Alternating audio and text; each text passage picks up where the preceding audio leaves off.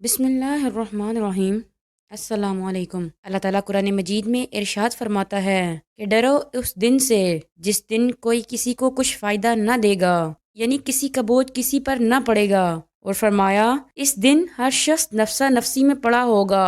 ए लोगो, अपने रब का खौफ खाओ और इस दिन से डरो जिस दिन बाप बेटे को और बेटा बाप को कुछ फ़ायदा न पहुंचा सकेगा और किसी काफिर की कोई सिफारिश कबूल नहीं की जाएगी। और फरमाया, इन कुफ़ार को शफात करने वालों की शफात फ़ायदा न देगी। दूसरी जगह अहले जहन्नम का ये मकूला नकल किया गया है कि अफसोस, आज हमारा न कोई सिफारशी है और न कोई दोस्त। यह भी इरशाद फरमाया कि इनसे कोई फिदिया न लिया जाएगा। और जो लोग कुफर पर मरते हैं वो अगर ज़मीन भर कर सोना दे दें और हमारे अजाबों से छूटना चाहें तो ये भी नहीं हो सकता। और जगह है काफिरों के पास अगर तमाम ज़मीन की चीज़ें और इसकी मिसाल और भी हों और क़यामत के दिन वो इसे फिदिया देकर अजाबों से बचना चाहें तो अभी कुछ कबूल ना होगा और वो दर्दनाक अजाबों में मुब्तला रहेंगे। एक और जगह इरशाद फरमाया गया है कि कुफ़ार अगर ज़बरदस्त फिदिया भी दें फिर भी कबूल नहीं। दूसरी जगह है कि आज तुमसे न बदला लिया जाएगा ना ही काफरों से, तुम्हारा ठिकाना जहन्नम है, इसकी आग तुम्हारी वारिस है। मतलब ये है कि ईमान के बगैर सफारिश और शफात का आसरा बेकार है। कुरान मजीद में इरशाद है कि इस दिन से पहले नेकियां कर लो जिस दिन न खरीदो फरोख्त होगी न दोस्ती और शफात। क़यामत का दिन एक ऐसा होलनाक दिन होगा कि जिस दिन हमल वाली औरतों का हमल ज़ाया हो जाएगा और इस दिन नफ्सा नफ्सी का ये आलम होगा कि माँ बेटे को और बेटा बाप को, गर्ज हर रिश्तेदार को भूल जाएगा और औलाद अपने माँ बाप को भूल जाएगी। और इस दिन कोई किसी के कुछ काम न आएगा। हर एक को अपने हिसाबो किताब की पड़ी होगी और हर एक इंसान अपने अमाल के मुताबिक अपने इंजाम को पहुंचा दिया जाएगा। इस बात पर हर मुसलमान का ईमान है कि इसको मरने के बाद क़यामत के दिन उठना है और अपने अमाल का बदला देना है। लेकिन आज की वीडियो में हम आपको बताएंगे कि मरने के बाद बच्चों का हिसाब किताब कैसा होगा और क्या बच्चों से कब्र के अंदर सवालों जवाब किए जाएंगे या नहीं, और मरने के बाद बच्चों को भी इनकी कब्रों में हिसाब देना होगा या नहीं। और इसके साथ साथ आपको ये भी बताएंगे कि मरने के बाद काफिरों और मुशरिकों के बच्चों के साथ क्या सलूक किया जाएगा और क्या काफिरों और मुशरिकों के बच्चे मरने के बाद जन्नत में जाएंगे या नहीं। और अगर कोई मासूम बच्चा कुफर कर दे तो किस उम्र में इस बच्चे के कुफर का इतबार किया जाएगा। इन तमाम तर सवालों के जवाब कुरान और हदीस की रोशनी में हम आपको देंगे। इस दुनिया को छोड़ने के बाद इंसान को सबसे पहले जिस घर में दाखिल किया जाता है वो कब्र है। कब्र आखिरत की मनाजिल में से सबसे पहली मंजिल है और कब्र से ही हर इंसान का हिसाबो किताब शुरू हो जाता है। जो कब्र के इम्तिहान को पास कर लेता है तो इसके आगे वाले इम्तिहानात इसके लिए आसान हो जाते हैं और जो इम्तिहानात पास करने में नाकाम रहता है तो आगे आने वाले इम्तिहानात इससे कहीं ज़्यादा सख्त और दुश्वार होंगे। जब भी कोई इंसान मरता है तो इसको कब्र के अंदर दफना दिया जाता है, फिर चाहे वो बूढ़ा हो या नौजवान या बच्चा। जब मरने वाले शख्स को दफना दिया जाता है तो दो फरिश्ते इसकी कब्र के अंदर दाखिल हो जाते हैं जिनको मुनकर और नकीर कहा जाता है। ये फरिश्ते इस मरने वाले शख्स से सवालात करते हैं और वो मरने वाला शख्स इन फरिश्तों को जवाबात देता है। अगर मरने वाला शख्स फरिश्तों के सवालात का ठीक ठीक जवाब देता है तो इसको जन्नत की खुशखबरी सुना दी जाती है और अगर मरने वाला शख्स इन फरिश्तों के सवालों के जवाब नहीं दे पाता तो इसकी कब्र को जहन्नम का गड़ा बना दिया जाता है। जैसा कि हुजूर सल्लल्लाहु अलैहि वसल्लम ने इरशाद फरमाया कि कब्र या तो जन्नत के बागों में से एक बाग है या जहन्नम के गढ़ों में से एक गड़ा, और कब्र आखिरत की मनाजिल में से सबसे पहली मंजिल है। जिसने इसको आसानी से पार कर लिया इसने इस मंजिल को पार कर लिया और जो इस मंजिल को पार न कर सका तो आगे का मामला इससे कहीं ज्यादा दुश्वार होगा।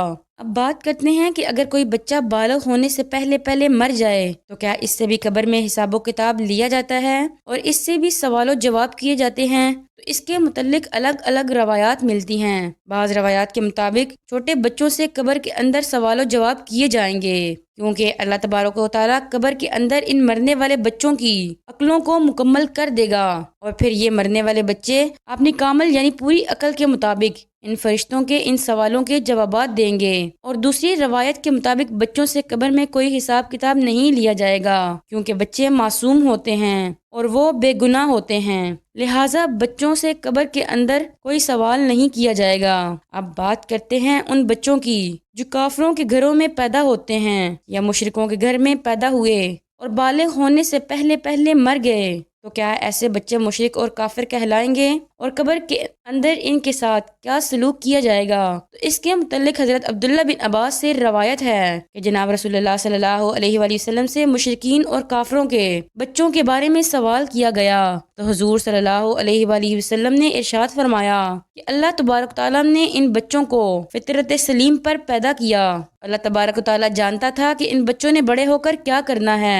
اس طرح ایک حدیث میں آتا ہے کہ آپ صلی اللہ علیہ وآلہ وسلم نے ایک خواب دیکھا کہ آپ صلی اللہ علیہ وآلہ وسلم ایک باغ میں ہیں اور ایک لمبے قد کا آدمی باغ میں چل رہا ہے اور اس کے آس پاس بہت سے بچے کھیل رہے ہیں، اور اس آدمی کا قد اتنا لمبا ہے کہ حضور صلی اللہ علیہ وآلہ وسلم کو دیکھنے کے لیے اپنی گردن اوپر بلند کرنا پڑی، گویا کہ وہ شخص آسمانوں سے باتیں کر رہا ہو۔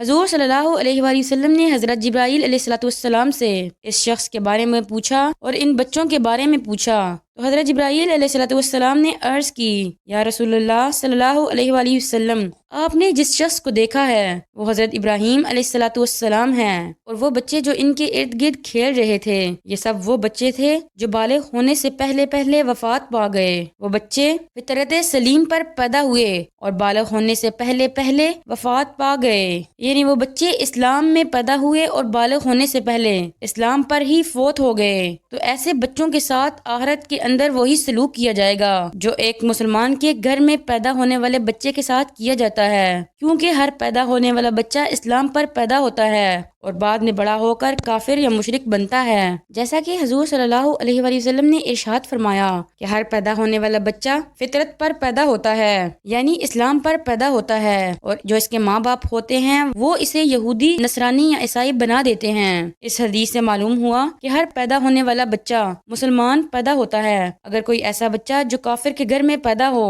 لیکن بالغ ہونے سے پہلے مر گیا تو وہ اسلام پر ہی مرے گا۔ اب بات کرتے ہیں کہ بچے کی کتنی عمر میں بچے کے کفر کو کفر مانا جائے گا۔ اس کے متعلق مختلف روایات آتی ہیں کہ بچے جب عاقل اور بالغ ہو جائیں، اچھے اور برے کی پہچان کرنے لگ جائیں، تو اس عمر میں اگر کوئی بچہ کفر کرے تو اس کے کفر کا اعتبار کیا جائے گا، یعنی اس کو مانا جائے گا کہ وہ کافر ہوگا۔ علماء کرام بیان فرماتے ہیں کہ اگر کوئی بچہ 7 سال کی عمر میں کفر کرتا ہے تو اس کے کفر کا اعتبار کیا جائے گا اور وہ کافر ہو جائے گا۔ اب بات کرتے ہیں کہ کافروں اور مشرکوں کے بچے جنت میں جائیں گے یا نہیں۔ اگر یہ جنت میں جائیں گے تو جنت میں کون سے مقام میں ان کو رکھا جائے گا، اس کے متعلق الگ الگ روایات ملتی ہیں۔ کچھ روایات کے مطابق جیسے مسلمانوں کے بچے جنت میں جائیں گے، اسی طرح وہ بچے بھی جو پیدا تو کافروں کے گھر میں ہوا لیکن بالغ ہونے سے پہلے پہلے فوت ہو گیا، تو اللہ تبارک و تعالیٰ ان معصوم بچوں کو بھی جنت میں داخل کرے گا، کیونکہ اللہ تعالیٰ ارشاد فرماتا ہے کہ وہ کسی کو جنت اور جہنم میں داخل نہیں فرمائے گا جب تک کہ اس کو ایمان کا مبلغ نہ بنا دے، لہٰذا اسی وجہ سے معصوم بچوں کو بغیر حساب کتاب کے جنت میں داخل کر دیا جائے گا۔ اور کچھ روایات کے مطابق کافروں اور مشرکوں کے بچے جنت میں تو داخل ہوں گے لیکن یہ بچے جنت میں جنتی مسلمان بچوں کے ماتحت ہوں گے اور ان کے خادمین کی ڈیوٹی سر انجام دیں گے۔ ان روایات میں سے صحیح روایت یہ ہے کہ جو بچہ بالغ ہونے سے پہلے پہلے فوت ہو جاتا ہے تو اللہ تبارک و تعالیٰ اس کو بغیر حساب کتاب کے جنت میں داخل کر دیتا ہے، اور بالغ ہونے سے پہلے مرنے والے تمام بچے حضرت ابراہیم علیہ السلام کی ذمہ داری میں ہوتے ہیں اور ان کو حضرت ابراہیم علیہ السلام کے پاس رکھا جاتا ہے، پھر وہ چاہے مسلمان کے بچے ہوں یا کافر کے۔ اللہ تعالیٰ سے دعا ہے کہ اللہ تعالیٰ ہمیں ہر اس گناہ سے محفوظ رکھے جو پہلی امتوں سے سرزد ہوئے اور جس کی وجہ سے وہ اللہ تعالیٰ کے عذاب کے مستحق ہوئے۔